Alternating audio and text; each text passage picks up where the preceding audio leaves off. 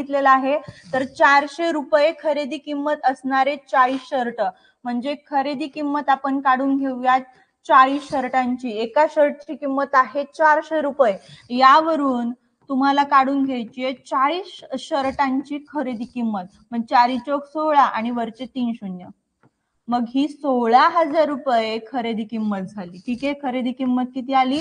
16,000 रुपये. किती शर्टांची?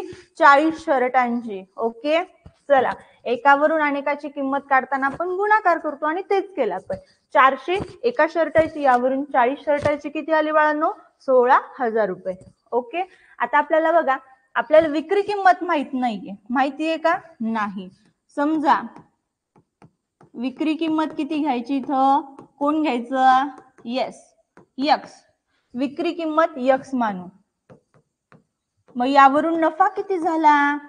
नफा बघा, नफा 20 शर्टांच्या विक्री किमती एवढा असेल.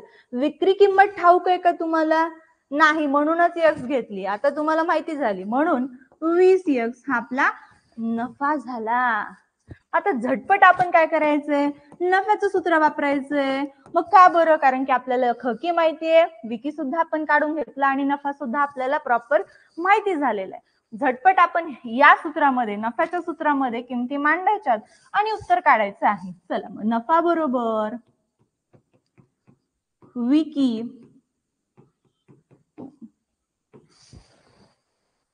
वजा खकी. चला, नफा 20x, विक्री किंमत x, आणि या ठिकाणी खरेदी किंमत किती आहे रे? 16,000. चला, एवढं सगळ्यांना कळलं का? असू दे, पण आपल्याला विकायचे किती शर्ट? 40 शर्ट विकायचे, म्हणून इथं विक्री किंमत जर x पकडली तर एकूण विक्री किंमत किती येणार? 40x. हे करेक्शन इथं करा, कारण की आपल्याला x घेऊन चालणार नाही. आपल्याला एकूण नग दिलेत तेवढे विकावे लागतील की नाही, म्हणून 40x. ठीक आहे, एकूण विक्री किंमत. नाहीतर एक विकला आणि झाला असं नाही, एकूण दिलेत तेवढेच विकायचे. कळलं का? कुठे आली?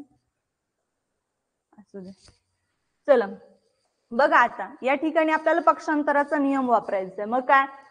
हे 40x बघा, अधिकचं आहे, वजा 16,000 आहे. ठीक आहे, आता चलाकडे चल घेऊन जायचे.